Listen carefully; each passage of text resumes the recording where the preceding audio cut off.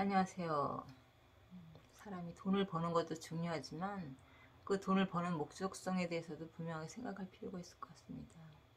돈을 버는 목적은 가족들의 건강이라든지 행복을 위해서 버는 거잖아요. 그러면 그 돈이 가족들의 행복과 어떤 건강을 위해서, 가족들의 편안함을 위해서 사용되어져야 되는데, 무의식에 돈에 대한 어떤 집착이라든지 두려움이 있다 보면은 돈을 버는 그 주 목적이 막 뒤바뀌어 가지고 돈에 이제 중심을 두고 포커스를 맞추다 보면은 돈을 사용하는 데만 이제 관심이 있어집니다. 그러면은 돈을 사용하는 게 좀 많이 쓰면 많이 썼다. 어디에 돈을 썼냐 이런 식으로 이제 추궁을 하게 돼요. 그러면 그 가족들이 편안할 수가 없겠죠. 가족들의 행복 지수도 떨어질 수밖에 없고, 그래서 돈을 버는 목적도 중요하지만 그걸 이제 사용하는 거를 잘 이제 사용해야지 돈에 대한 긍정성, 행복 지수가 올라가죠. 그렇기 때문에 사람이 이 돈에 대한 가치관을 명확하게 갖는 게 중요한 것 같아요. 물론 돈을 버는 것이 어렵다 보니까 그 돈에 대해서 사용하는 것에 이제 관심이 있을 수 있지만, 그렇게 되면 이제 가족들이 이제 편안하지가 못하죠. 가장이라든지 어떤 부인이 어떤 마음을 가지고 돈을 대하고 사용하느냐에 따라서 가족들의 행복 지수가 상당히 달라질 것 같아요. 돈이 목적이 되면은 그런 방향성으로 방향을 잡으면 절대 가족들이 이제 행복할 수가 없습니다. 그래서 돈은 이제 필요에 맞게 우리 가족의 행복을 위해서 버는 거잖아요. 그럼 그 용도에 맞게 돈이 사용되어져야 되죠. 편안하고 행복하게 하기 위해서.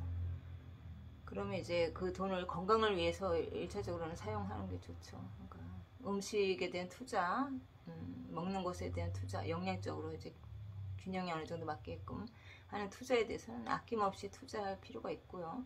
그것을 또 기꺼이 지불하고 거기에 대한 이제 그렇게 지불을 해서 가족들이 건강을 찾을 수 있다면 그게 이제 행복한 것이기 때문에 그걸 지불하는 것에 대해서 감사함과 기꺼움으로 이제 해야 돼요. 그러니까 그렇게 됐을 경우에 가족들이 더 이제 건강해지고 마음도 이제 편안하고 행복해지니까 그 에너지를 기반으로 더 돈을 또 이제 끌어올 수 있는 그런 어떤 역동성이 발휘가 됩니다. 근데 그게 아니라 돈의 사용처에만 관심이 있어서 돈을 얼만큼 나가고 이렇게 썼다 이런 거에 관심이 있으면 가족들이 결코 그렇게 이제 쫓기는 삶을 행복할 수가 없어요. 그래서 이제 그런 마인드를 갖는 게 중요하고, 그래서 이제 건강에 투자하는 거 이제, 그리고 자기의 가치를 더 이제 성장시키는 어떤 그런 마인드를 생각하면은 뭐 책을 산다거나 이런 것에 대한 투자는 어떤 자기를 더 이제 발전시키기 위한 투자이기 때문에 거기에 대한 이제 방향성이 있기 때문에 그런 투자는 게을리하지 말아야 되고, 지출되는 것에 대한 어떤 두려움을 갖지 않는 게 좋고요. 그것이 더 이제 역동성을 발휘해가지고 돈을 더 끌어올 수 있는 어떤 거기 때문에 어떻게 보면은 먼 차원에서 보면 더 긍정의 효과를 가져오고 더 부를 더 창출할 수 있는 거기 때문에 그런 부분에서 이제 해야 되고, 모든 부분에서 집착이 있으면 이게 결국 행복할 수 없어요. 돈에도 지나치게 집착을 하면은 그 돈의 사용처에만 관심이 있기 때문에 가족들을 행복하게 할 수 없고, 그런 마인드와 가치관을 일단 먼저 심으면은 그렇게 이제 집착을 하고 사용처에만 관심이 있다는 건 돈에 대한 두려움이죠. 결핍이고. 그러니까 돈을 무의식에 두려움이 있는 거예요. 가득한 거예요. 이제 돈이 없으면 어떡하나 이렇게 사용해가지고 돈 이제 결핍하게 되고 이제 궁핍하게 되면 어떻게 하나 이런 두려움이 굉장히 강한 거예요. 두려움이 강할수록 돈에 대해서 이제 더 부정적인 효과이기 때문에 그 돈을 더 끌어올 수 없게끔 방해하는 거죠. 그렇기 때문에 돈을 벌 수가 없습니다. 그런 두려움을 머리에 가득 장착하는 한은 돈을 끌어올 수 없는 거죠. 에너지상으로도. 그렇기 때문에 그런 두려움을 배제시켜야 됩니다. 돈이 없는 상황은 거의 연출될 수가 없다는 그런 또 강한 자신에 대한 마인드를 가지고, 그리고 이제 돈이 없는 것을 이제 방어할 수 있는 주변의 어떤 시스템이 요즘에는 한국 복지도 굉장히 잘 되어 있잖아요.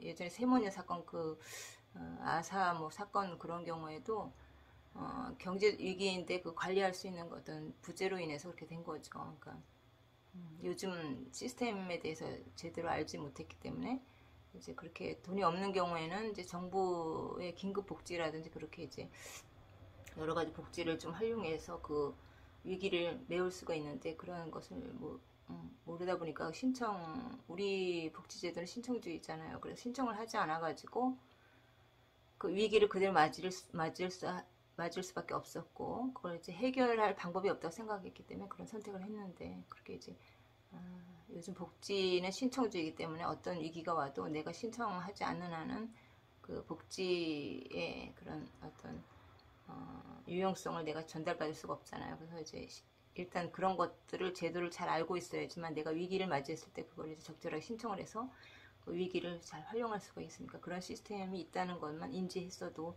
그렇게 안타까운 사건은 없었을 거라고 생각을 합니다. 그래서 그렇고요. 기초연금이라든지 뭐 국민연금 이런 기본적인 어떤 위기를 막는 제도들이 잘 되어 있잖아요.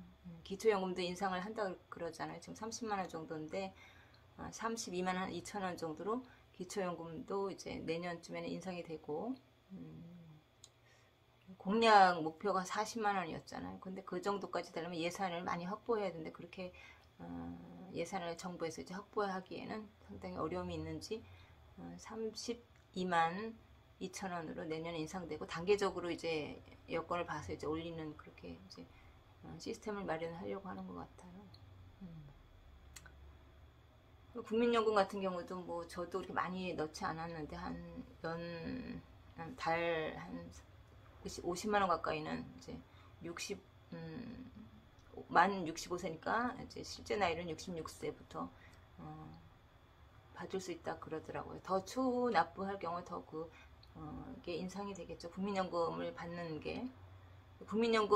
받는 액수가 올라가면 기초연금은 또 삭감되는 현재의 제도는 그런 식으로 되어 있죠. 앞으로 어떤 식으로 변화가 있을지는 몰라도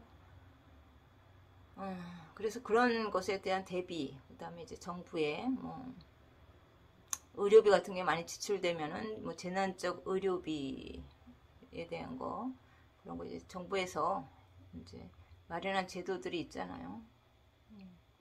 의료비 경감제도라든지 뭐 이런 것에 대한 관심을 가지고 그런 위기 상황 때 내가 활용할 수 있는 정보를 잘 이제 캐치하고 뭐 어디다 이제 노트라든지 이런 데 기록을 해놓는 거예요. 그래서 위기 상황 때 이런 식으로 내가 관리를 하고 그런 어떤 시스템을 가지고 있으면은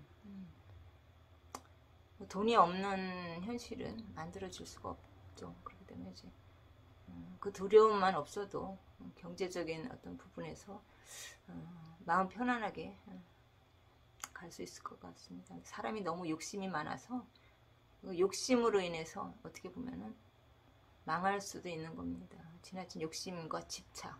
그것 때문에 자기 몸을 무리해 가면서도 돈에 대해서 이제 돈만 보고 쫓아가면 건강에 이제 신호등이 켜지기도 하고 그러니까 모든 삶을 이제 객관적으로 봐서 이제 어디가 더 중요한가 중요하지 않은가 이 포인트를 읽어서 중요한 곳에는 투자를 하고 중요하지 않은 곳에는 비워낼 수 있고 이렇게 적절하게 그러니까 잘 돈만 보지 말고 전체적인 흐름을 파악할 수 있는 그런 어떤 윤곽을 가지고 균형에 맞는 어떤 생각을 하는 게 나도 편안하고 가족들도 편안하고 돈도 올바로 사용해서 그게 긍정의 시너지를 발휘할 수 있게 하는 그런 원동력이 될 수 있을 것 같습니다.